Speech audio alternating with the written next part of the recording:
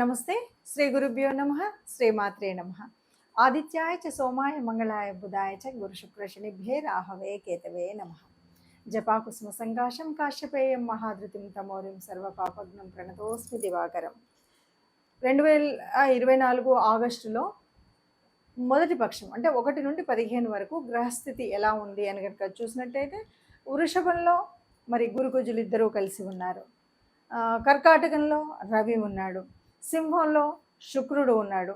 ఇక బుధుడైతే ఉన్నాడు, 6 నుండి వక్రిస్తున్నాడు. సరే, ఇక కన్యలో కేతువు, తర్వాత కుంభంలో వక్రించినటువంటి శని, అదేవిధంగా మనకు మీన రాశిలో రాహు. ఇది మనకు ఉన్నటువంటి కనిపించేటువంటి అంటే ఆగస్టు మాసంలో మొదటి పక్షంలో కనిపించేటువంటి గ్రహస్థితి.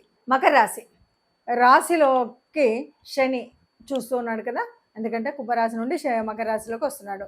మరి ఇలా వస్తున్నప్పుడు ఎట్లా ఉంటుంది అంటే మకర రాశి వారికి ఇది బాగా తెలిసినటువంటిదే. ఏ పని చేద్దాం అనుకున్నా గబగబా వెళ్ళినట్టు కాకుండా పనులన్నీ స్లో అవుతూ ఉంటాయి, నెమ్మదిగా అవుతూ ఉంటాయి. అట్లాగే ఎవరైనా తన యొక్క తోబుట్టువులు ఉంటే వాళ్ళతో చేసేటువంటి వ్యవహారాలు ఏమైనా ఉంటే కనుక, అంటే అక్కతో కానీ, చెల్లితో కానీ, అన్నతో కానీ, తమ్ముడితో కానీ ఏదైనా మన వ్యాపార సంబంధమైనటువంటి విషయాలు లేకపోతే ఇంకేదైనా విషయాలు ఉంటే మాత్రం కొద్దిగా పాజిటివ్గానే ఉంటుంది. ఇది ముఖ్యంగా ప్రాపర్టీ రిలేటెడ్ విషయాలు అయితే కదా చక్కగా లాభాలు అయితే ఉంటాయి. మధ్యవర్తులుగా అంటే ఈ మకర రాశి వారు ఎవరైనా మధ్యవర్తి వ్యాపారాలు చేస్తూ ఉంటారు కదా, దళారులు అంటారు. ఈ దళారుల దళారులుగా పనిచేస్తున్నటువంటి వారికి అయితే చక్కటి లాభాలు ఉంటాయి. కాకపోతే ఒకే విషయం చాలా స్పష్టంగా చెప్పొచ్చు, ఇది తమ సంతానం వల్ల లేనిపోని స్ట్రెస్ తీసుకోవాల్సి వస్తుంది. ఒకడు చెడ్డవాడు ఉండొచ్చు, ఒకడు దుర్మార్గుడు ఉండొచ్చు, ఒక అమ్మాయి మనం చెప్పిన మాట అస్సలు వినకపోవచ్చు, లేదంటే ఆ పిల్లలకి అనారోగ్యం ఉండొచ్చు, ఇలా లేదంటే వాళ్ళకి ఏదో ఉద్యోగ సమస్యలు ఉండొచ్చు, లేదు వాళ్ళకి వివాహ సమస్యలు ఉండొచ్చు. మొత్తంగా పిల్లల మూలంగా, సంతానం మూలంగా బాగా స్ట్రెస్ అయితే ఉండేటువంటిది పరిస్థితి అయితే కనిపిస్తుంది. ఇంకా ఇక్కడ ఒకటి ఏంటంటే పూర్వీకులకు సంబంధించినటువంటి సంబంధిత వివాదాలు ఉన్నాయనుకోండి. ఇంతకుముందు ఏదైనా సరే మనకు ఎప్పటి నుండో ఉన్న తాత ముత్తాతల నాటి ఆస్తులు ఉన్నాయి, అవి గొడవల్లో ఉన్నాయంటే కాస్త తగ్గినట్టు అనిపిస్తాయి, మళ్ళీ ప్రారంభమవుతాయి. అంటే దీనివల్ల మనకి పెద్ద బెనిఫిట్ ఉన్నది ఏం లేదు, ఎక్కడ ఉందే అక్కడే ఉంటుంది. కాస్త తగ్గినట్టు అనిపించినా మళ్ళీ ప్రారంభం అవుతాయి కాబట్టి అంత తీసుకోక్కర్లేదు. కాకపోతే మనకు ఉన్నటువంటి ఆర్థిక వ్యవస్థ మాత్రం చాలా పాజిటివ్గా ఉంటుంది అని చెప్పొచ్చు. ఇప్పటి వరకు మనం చూసినటువంటి మేషరాశి కానీ మనం మేషం నుండి మీనం వరకు ఒక్కొక్క రాశి గురించి మనం చెప్పుకుంటూ ఉంటాం. ఇలా చెప్పుకున్నప్పుడు ఇక్కడ ఒక చిన్న పరిస్థితి అయితే ఎదురవుతుంది జ్యోతిష్కులకు కానీ వింటున్నటువంటి ప్రేక్షకులకు కానీ. ఏంటంటే అన్నీ కూడా చెప్పినట్టుగానే ఉంటాయి. ఒక్కొక్కసారి ఎలా ఉంటుందంటే కొంతమందికి ఒక పెద్ద అనుమానం, చాలామంది మీరు అందరూ చెబుతున్నారు అయినా సరే ఒక్కొక్కరిది వేరుగా ఉంటుంది అన్నది కూడా ఒక మీమాంస అయితే ఉంటుంది. దీనికి కారణం ఏంటంటే ఒక్కొక్క జ్యోతిష్యులు వాళ్ళ యొక్క విశ్లేషణలో వాళ్ళు కొంతవరకే చేయగలుగుతాం. ఎందుకంటే ఈ 5 నిమిషాలు 8 నిమిషాల వ్యవధిలో చేసేటప్పుడు మనం రాశిలో ఏ గ్రహాలు ఉన్నాయి, రాశి చుట్టూ ఉన్నటువంటి ఫలితాలు ఎలా ఉన్నాయి, ఇలాగా ఎవరికి అనువైనటువంటి రీతిలో వాళ్ళు చెప్పుకుంటూ పోతున్నప్పుడు కొంత వ్యత్యాసం ఒకటి. రెండవది, ఇది ఏమన్నా సరే గ్రహాలు ఇప్పుడు మారుతున్నటువంటి కాలంలో మనం చెప్పుకునేటువంటిది ఒక ఎత్తు అయితే, కొన్నిసార్లు మీకు అస్సలు బాగోదండి అని మనం చెప్పినప్పుడు కూడా హాయిగా బ్రహ్మాండంగా ఉంటారు. అప్పుడు అనుమానం వస్తుంది. ఎందుకు అంటే మనకు గోచార రీత్యా ఏదైతే ఇప్పుడు మనం యోగించదని చెప్పినటువంటిది అక్కడ వాళ్ళకు యోగకారకంగా ఉండొచ్చు, మంచి స్థానంలో ఉండొచ్చు, వాళ్ళకి నడుస్తున్నటువంటి దశ అంతర్దశలు అద్భుతంగా ఉండొచ్చు.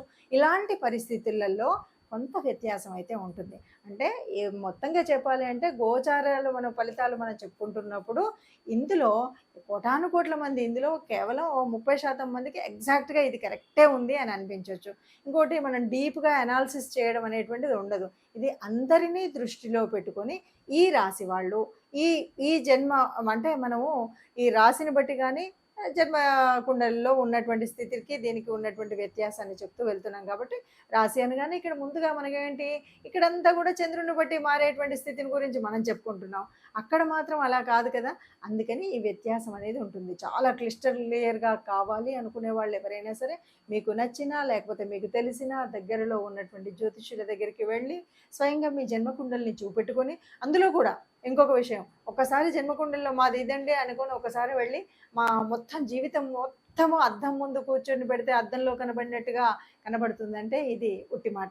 ఎందుకు అంటే ఒక్కొక్క ఏరియాలో ఒక్కొక్క రకమైనటువంటి ప్రాబ్లమ్స్ ఉంటాయి. అంటే ఉద్యోగంలో ఒక రకమైన ప్రాబ్లం ఉండొచ్చు. అంటే ఉద్యోగానికి కారకత్వాలు కల్పించేటువంటి గ్రహాల వల్ల గానీ ఏ ఏ భావాలు అందుకు చూపెడుతున్నాయన్నది ఒక తేడా. అలాగే ఉద్యోగం కానీ, వివాహం కానీ, సంతానం కానీ ఇలా అనేక విషయాల్లో అనేక ఏ ఏరియాలో మనకు అంటే నాకు సంతానంలో కొద్దిగా ప్రాబ్లమ్ ఉంది, లేకపోతే నాకు ఉద్యోగరీత్యా ఈ ప్రాబ్లమ్ ఉంది, లేకపోతే నాకు ఫైనాన్షియల్‌గా ఈ ప్రాబ్లమ్ ఉంది. అన్నీ ఉన్నాయి గానీ బంధువులతో ఈ ఇబ్బంది ఉంది.